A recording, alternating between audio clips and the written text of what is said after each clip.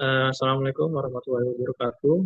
Izin perkenalkan diri, nama saya Muhammad Saputra dari PSTIA. Di video kali ini kami ingin mempresentasikan itu tugas project base akhir untuk mata kuliah jaringan komputer, yang dimana di sini beranggota 3 orang, yaitu terdapat Reki Valerian dan juga Nabila Zahra. Jadi eh, langsung saja saya masuk ke topik utama. Jadi di sini ada topologi jaringan, yang dimana ini adalah topologi jaringan yang saya buat dari perintah atau tugas di PDF yang sudah dikirimkan oleh dosen. Jadi di sini diminta terdapat 2 lantai, yang dimana setiap lantai memiliki 3 departemen. Jadi total ada 6 departemen, yang dimana di lantai satu setiap departemen itu memiliki 20 PC dan memiliki satu printer. Dan di lantai 2 itu untuk departemen produksi itu memiliki 30 PC, yang dimana ini di set sebagai DHCP untuk terhubung jaringannya. Lalu untuk administrasi itu 10 PC dan penjualan itu 6 PC. Dan di departemen produksi, di sini saya menggunakan satu router, satu server untuk DHCP, lalu terdapat 1, 2, 3, 8 switch yang saya gunakan untuk menghubungkan dari dari satu departemen ke router.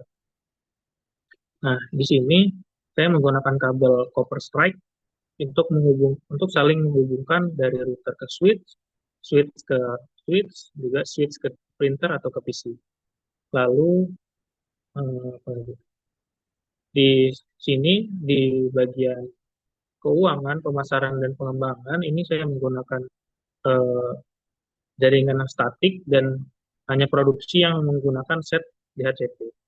Lalu untuk router, untuk lantai satu, ini saya menggunakan IP address yaitu 192.168.1.1/24. Kenapa saya menggunakan 2/24? Karena di lantai satu tersebut itu terdapat 90 PC yang diperlukan dan juga terdapat 3 printer di setiap departemen. Jadi slash 24 itu termasuk cukup atau bahkan lebih dan efisien juga untuk lantai satu. Dan untuk lantai 2, saya juga menggunakan slash 24 karena di lantai 2 sendiri itu menggunakan kurang lebih 60 PC, yang sehingga saya menggunakan slash 24 saja. Dan juga supaya memudahkan juga untuk hmm, apa namanya menghubungkan satu sama lain. Oke, mungkin selanjutnya untuk lantai satu sendiri, yaitu Departemen Keuangan, Pemasaran, dan Pengembangan, akan dijelaskan oleh teman saya, yaitu Reki Valerian.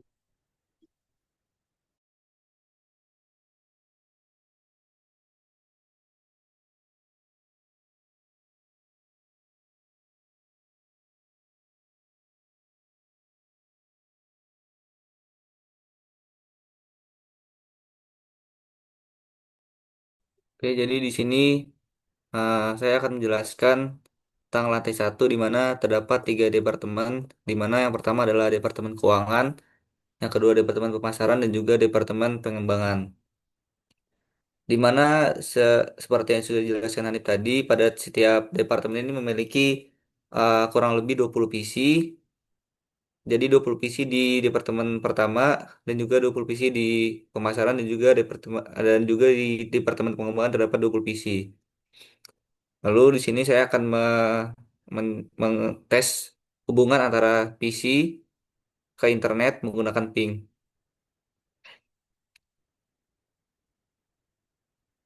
Seperti yang dapat kita lihat di sini terdapat IP pada PC 0 yaitu adalah 192.168 dan 1.2.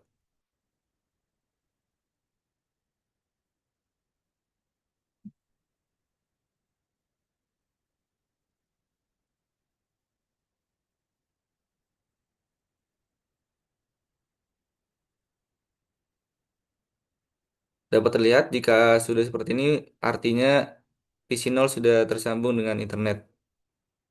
Lalu di sini juga saya akan mencoba tes hubungan antara printer dan juga PC menggunakan ping. Jadi IP printer akan kita coba ping di command prompt PC tadi.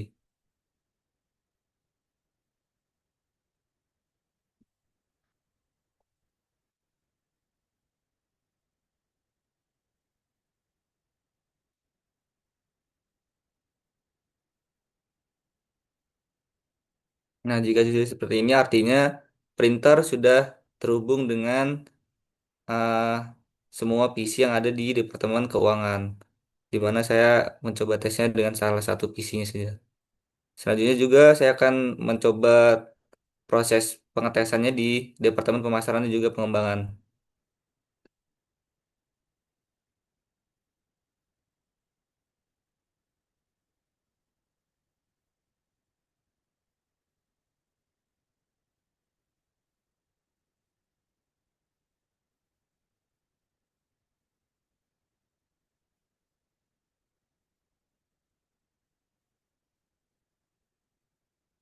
Di sini dapat dilihat bahwa PC pada Departemen Pemasaran juga sudah tersambung ke internet.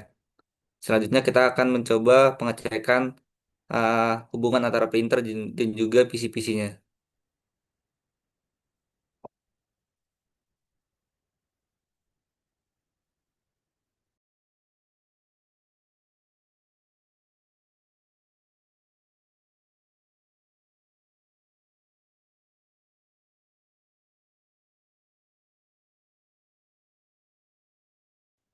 Oke, di sini kita akan mengetes hubungan antara PC di Departemen Pemasaran dengan printernya. Apakah sudah terhubung atau belum?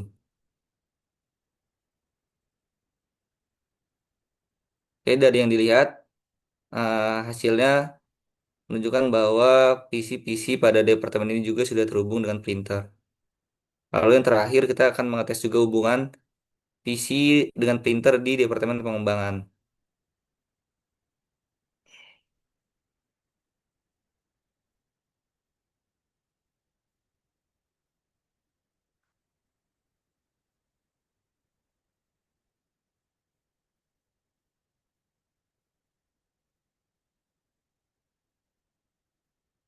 Kita akan mencoba di salah satu PC-nya.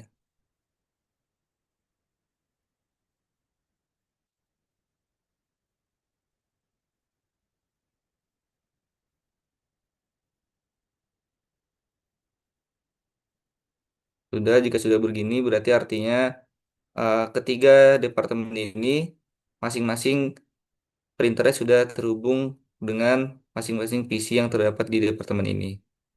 Selanjutnya, penjelasan nanti dua akan dijelaskan oleh teman kelompok saya.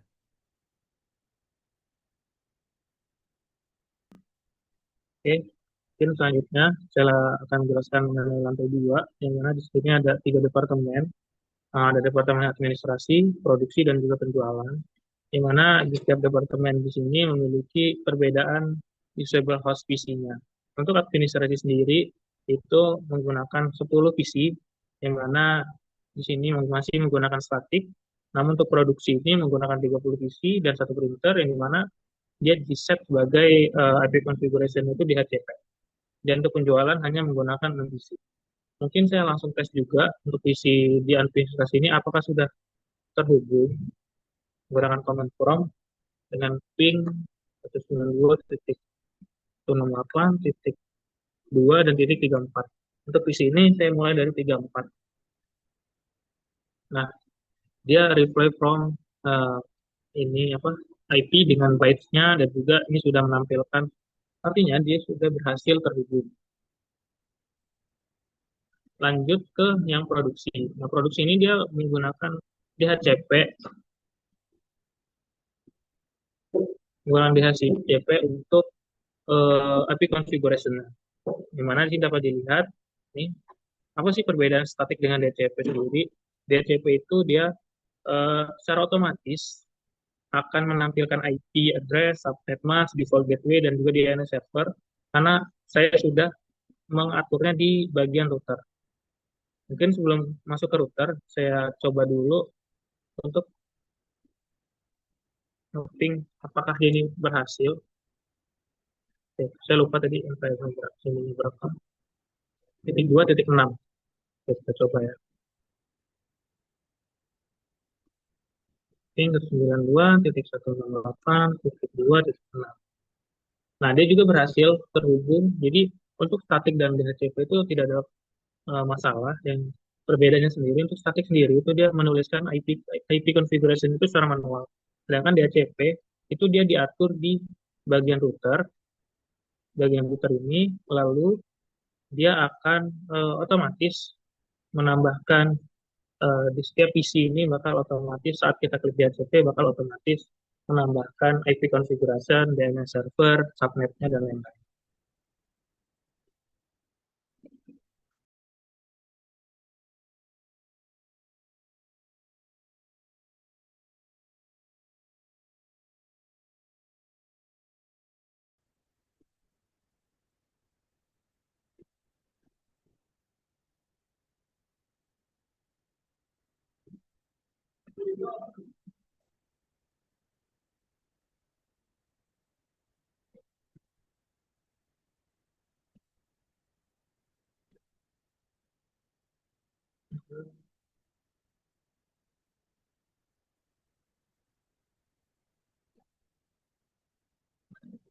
Nah ini, jadi untuk IP address-nya itu adalah 192, 168, 2, dan titik 1.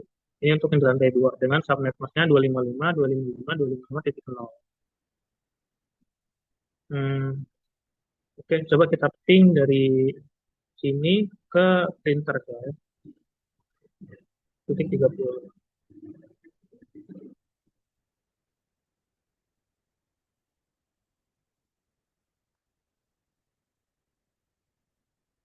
Nah, dia juga berhasil terhubung dari setiap PC ke setiap dari setiap PC ini terhubung ke satu printer. Oke, mungkin kita lanjut ke PC ke departemen penjualan yang dimana ini berfungsi untuk eh, penjualan di departemen tersebut. Dia menggunakan 6 PC saja, jadi saya menggunakan slide 28. Oke, mungkin langsung kita ping aja apakah dia berhasil. Titik 2, titik terus saya lupa. 50.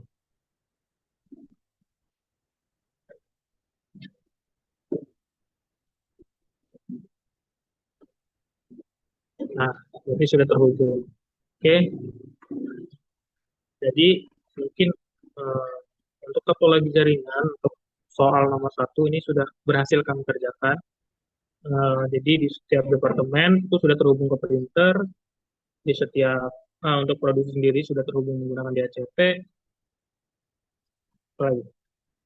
Sudah sih, sudah semua. Jadi mungkin untuk bagian satu ini sudah selesai.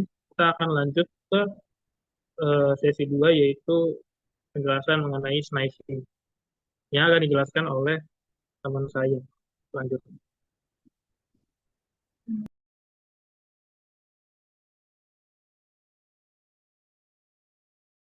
Oke, selanjutnya di sini saya akan menjelaskan sniping. Nah, di mana pengertian sniping itu sendiri adalah teknik penyadapan data yang terjadi ketika seseorang memantau dan menangkap paket-paket data yang melintas di dalam jaringan dengan menggunakan perangkat lunak khusus seperti Wireshark. Pelaku sniping dapat membaca dan menganalisis lalu lintas jaringan, termasuk informasi sensitif seperti kata sandi, data pribadi, dan kredensial login.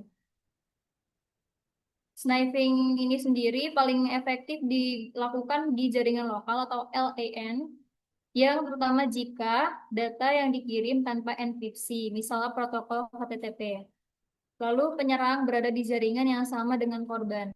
Dan terakhir, konfigurasi jaringan lemah, misalnya penggunaan hook, tidak memakai enkripsi, end-to-end, dan lain-lain. Ya, selanjutnya di sini saya akan melakukan demo. Jadi di sini saya menggunakan tools Wireshark, yang dimana ini merupakan sistem operasi dari si penyerang. Dan di sini kita akan mengcapture untuk jaringan Wi-Fi. Lalu untuk sistem operasi si korban, kami menggunakan Linux Ubuntu. Langsung saja di sini kita akan langsung ke website yang dimana dia masih menggunakan protokol HTTP.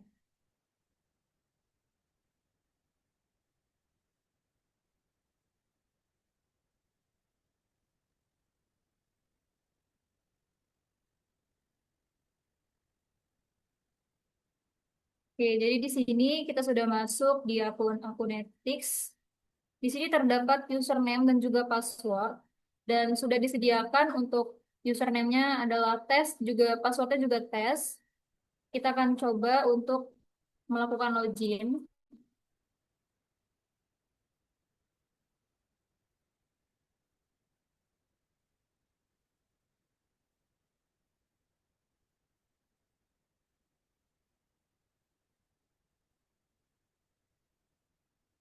Oke, di sini kita sudah berhasil login. Lalu sekarang kita akan ke sistem operasi si penyerang. Jadi di sini kita akan stop untuk mengcapture. Lalu kita akan memasukkan IP address yang dimana di sini kita akan melihatnya melalui command prompt. Kita ketikkan ipconfig.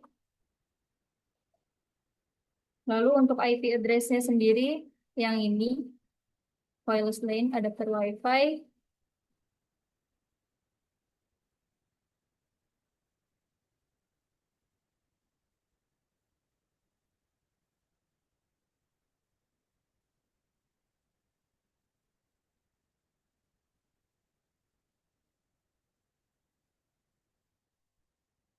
Oke, jadi di sini dapat kita lihat protokol jaringan yang berhasil di capture. Di sini terdapat HTTP post user info yang dimana ini merupakan aktivitas login dari akun dari sistem operasi korban yang tadi kita sudah lakukan. Lalu di sini dapat dilihat form item dari username juga password. Dia akan muncul yaitu tes dan juga tes. Lalu di sini pada frame 32 kita dapat melihat arrival time, yaitu waktunya, yang dimana di sini waktunya tanggal 23 Juni 2025, jam 2 lewat 33 detik.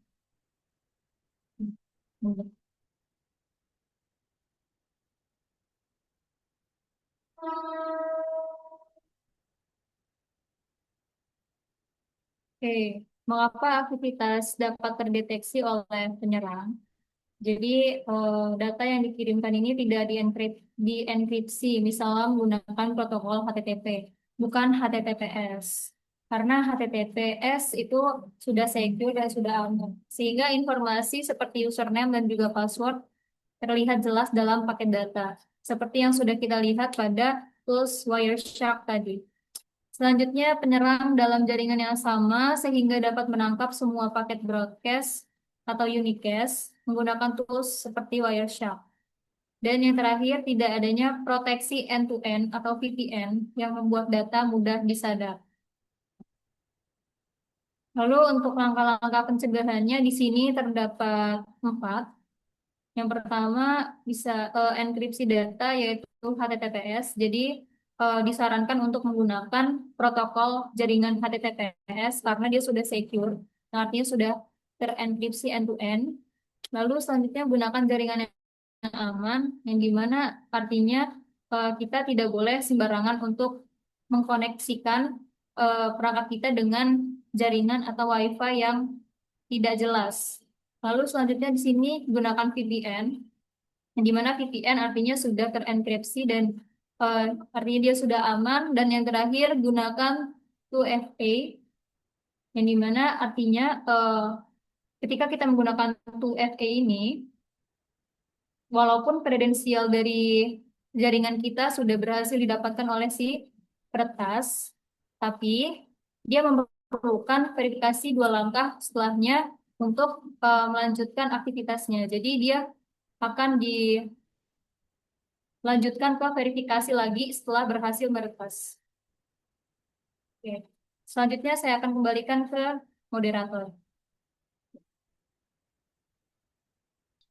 Mungkin sekian presentasi dari kelompok kami.